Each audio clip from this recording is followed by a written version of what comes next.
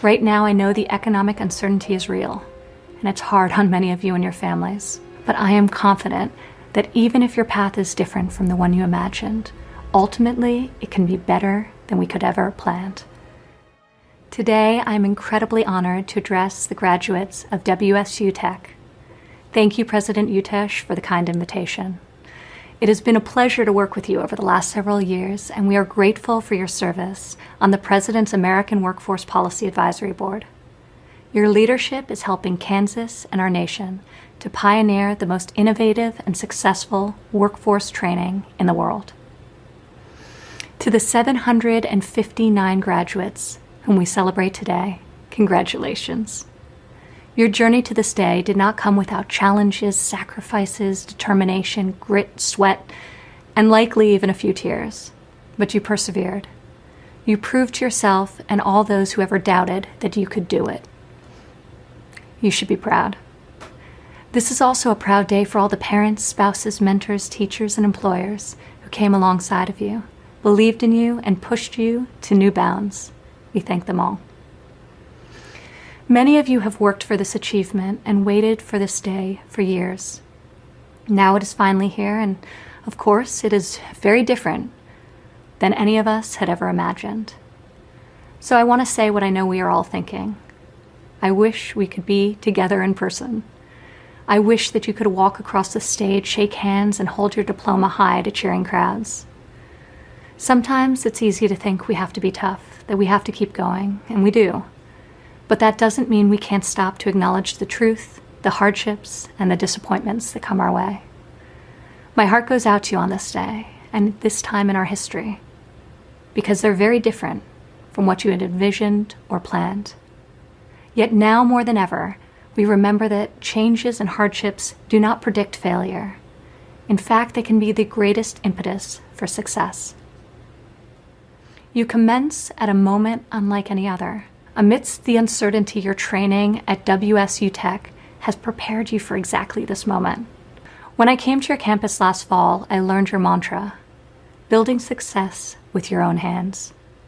In this graduating class are men and women who can run an assembly line, build a field hospital, police our communities, respond to emergencies, keep America connected through internet and phones, care for our senior citizens and our most vulnerable patients, use 3D printers to make medical equipment, draw blood to save lives, and so many other essential services. Over the past 3 months, we have been reminded of just how crucial American trades are to our citizens' safety and our nation's security. We have witnessed an extraordinary mobilization of our industries. Hundreds of distilleries are now making hand sanitizer. Manufacturers like Honeywell and Hayes and many others have converted factory floors to produce millions of masks and gowns. The great workers at General Motors, Ford, and General Electric are assembling tens of thousands of ventilators. Our scientists and lab technicians have built the most advanced testing in the world. We are bringing home critical supply chains and now are making American medicine here on American soil. We have also seen the importance of job training and reskilling as workers have quickly transitioned to meet new demands, such as building up the greatest medical arsenal in the world. History has proven time and time again that in the midst of the most difficult challenges, we have a chance to seize new opportunities and achieve our greatest victories. In 1665, during the Great Plague of London, Sir Isaac Newton was a 23-year-old student who was required to leave his college campus. He self-isolated in his childhood home for months on end. Despite the grim circumstances, Newton used this time to develop what we now know of as calculus.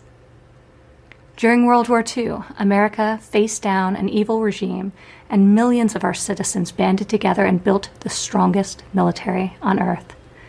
Over the course of the war, our workers produced an average of 4 ships, 174 airplanes, and 23.8 million rounds of ammunition every single day. In the Cold War, as communism gripped much of the world, American astronauts soared higher and became the first to step foot on the face of the moon. Times of crisis alter the course of history. Hardship breeds innovation. New necessities demand new solutions. But in every generation, in each trial we face, the spirit of our people does not change. Americans meet every moment, overcome every challenge, and answer every crisis with the will to succeed. We pioneer new frontiers and reach new heights never before imagined. So today, as you begin a new chapter, I want to pass along 3 pieces of advice that I found helpful in my own life, especially during this time of national trial. First, as we all adjust to the social distancing practices, a rabbi recently gave his congregation a new call to action that I think is a great challenge for us all. He said, "Every hand that we don't shake must become a phone call that we place. Every embrace we avoid must become a verbal expression of warmth and concern. Every inch and every foot that we physically place between ourselves and another must become a thought as to how we might be of help to that other, should the need arise." Imagine the happiness and joy we could bring to so many lonely people if we all practice these simple acts of kindness. We could all form at least one new habit or abandon an old destructive one to better appreciate the blessings of work, life, family, and faith. A recent article written by Charles Eisenstein explained this period in time this way. He wrote, "When the crisis subsides, we might have occasion to ask whether we want to return to normal, or whether there may be something we've seen during this break in the routines that we want to bring into the future." This is a great challenge. Even if the resolution is seemingly small, it could transform something in our lives. Some families have resolved to continue eating dinner together at least several times a week. People are using this time to acquire new skills through online platforms and want to continue to advance career certifications. Many Americans are spending more time in prayer and meditation and want to keep growing in their faith.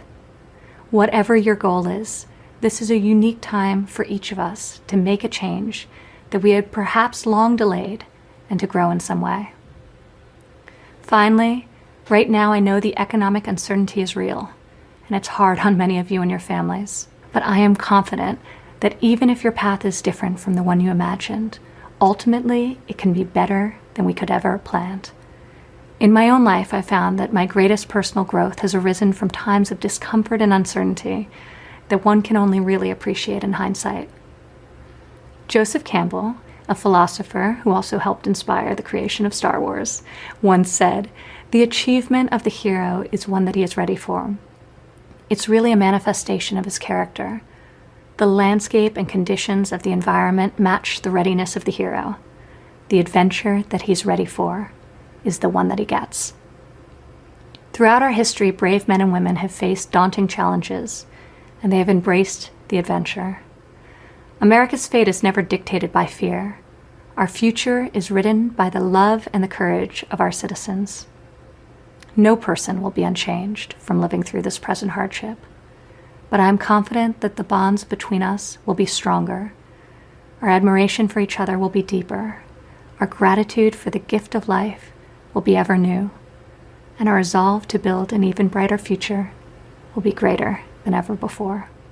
Thank you, good luck, and God bless.